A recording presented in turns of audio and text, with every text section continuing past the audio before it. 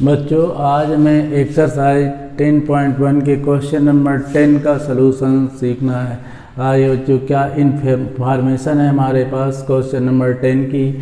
Find the angle between the x axis and the line joining the point 3, -1 and 4, -2। तो बच्चों कहते हैं x axis और 3, -1 and 4, -2 को ज्वाइन करने वाले लाइन के बीच का एंगल आपको बताना है। तो आइए बच्चों देखते हैं। ये हमारे पास एक्सिस है, ये एक्स एक्सिस है, एक्स डैश, वाई डैश। अब हमारे एक तो एक्स एक्सिस हो गए, इसके कोऑर्डिनेट आपको पता है 0, होंगे। इसके बाद हमारे पास 2 पॉइंट और हैं, x पे 3 यानी कि पॉजिटिव, x पे 3 एज 1, 2, 3 और -1। तो इस तरह से यहाँ पर पॉइंट होंगे जो कि प्लस माइनस फोर्थ क्वाड्रेंट में होंगे। इसी में इसके क्वाड्रेंट प्लस माइनस होते हैं। तो यह पॉइंट हमारे पास कितना है 3, और इसके बाद अदर पॉइंट है x पे 4 और y पे कितना -2। x पे 4 तो x पे 4 हो गए और y पे -2 हो गए, जैसे 1 और 2। तो अब ये पॉइंट हमारे पास कहीं यहीं पर होगा इस तरह से, और ये होगा क्या पॉइंट, ये होगा 4, -2 और ये था 3, -1। अब आइए बच्चों इसको ज्वाइन करते हैं। तो इन पॉइंटों को ज्वाइन करने के बाद आप इसको थोड़ा सा आगे की तरफ क्या करेंगे, ले जाएंगे, जिससे x को कट कर सके और हम उनके बीच का एंगल फाइंड कर सके। ये पॉइंट हमारे पास A था, अब ये हमारे पास पॉइंट B है। तो अब बच्चों हमको एंगल कौन सा फाइंड करना है। तो देखिए x अक्ष और हमें इस लाइन को ज्वाइन करने वाले क्या, यहाँ पर मतलब इन दोनों लाइनों को ज्वाइन करने वाले पॉइंट पे जो एंगल बन रहा है उसको फाइंड करना है। अब यहाँ पर आप कहेंगे एंगल यहाँ पर ये भी बन रहा है, ये भी बन रहा है, ये भी और ये भी, इस तरह से 4 एंगल बन रहे हैं। तो आप किस एंगल को फाइंड करने के बारे में कह रहे हैं।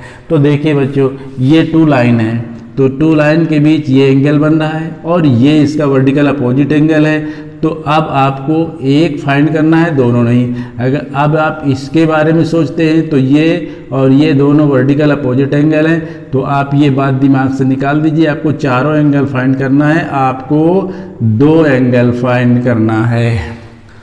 अब ये इस एंगल को हो सकता है, इस एंगल को होगा।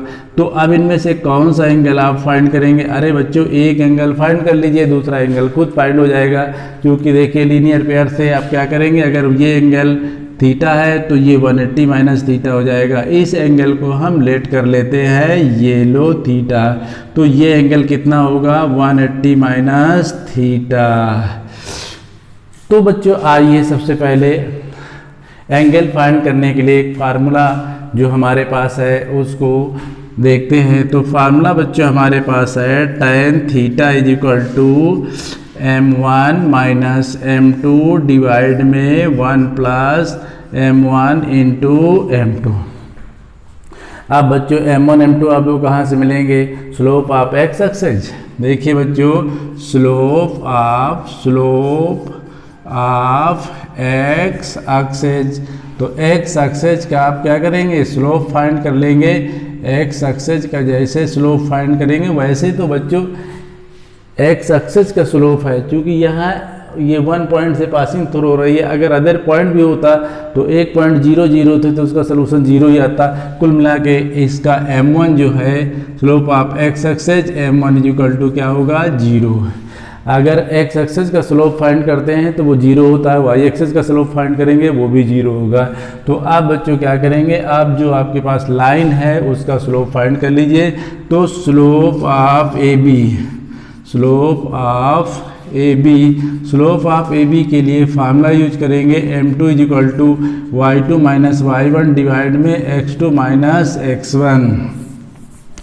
तो फिर m2 इजिकल टू क्या हुआ बच्चों, y2 की वैल्यू पुट कर दीजिए, किसी को x1 y1 किसी को y लेट कर लीजिए। तो माइनस का 2 और माइनस का 1 डिवाइड में 4 माइनस 3, इसका सोल्यूशन हुआ -2 + 1 डिवाइड में 1 और -1। m2 फाइंड हो चुका है आपका। अब आपको क्या करना है, एंगल फाइंड करना है। tan theta is equal to m1 minus m2 divide में 1 + m1 इंटू m2, ये फार्मूला आपने यूज कर दिया। आप वैल्यू फुल इसमें डाल दीजिए। तो m1 आपके पास 0 है, माइनस m2 कितना है, m2 माइनस का 1 है, डिवाइड में 1 + m1 आपके पास 0 है, m2 कितना है, m2 आपने -1 फाइंड किया है। सॉल्व करेंगे, इसका ऊपर 1 आएगा और ये 0 हो जाएगा, यहाँ भी 1 आएगा, मतलब इसका सोल्यूशन क्या हुआ, 1 आ गया बच्चों। तो इस तरह से tan थीटा इजिकल टू कितना आ गया, 1। अब बच्चों tan में 1 किसकी वैल्यू होती है, आप बताएंगे tan 45 की होती है। तो ये tan 45, तो थीटा की वैल्यू कितनी आ गई, 45। तो ये कौन सा एंगल था बच्चों, ये नीचे का थर्ड क्वाड्रेंट के लिए, फोर्थ क्वाड्रेंट के लिए था। अब आप अगर फर्स्ट क्वाड्रेंट में इस एंगल को फाइंड करते हैं तो फिर अदर एंगल थीटा एंगल आएगा 180 माइनस थीटा, मतलब आप इसमें 180 में कितना लेस करेंगे, 45, कितना बचेगा, 135। तो आपका फर्स्ट एंगल था 45, तो सेकंड एंगल आपके पास आ गया 135 डिग्री। तो इस तरह से बच्चों आपने इसका एंगल फाइंड कर लिया। तो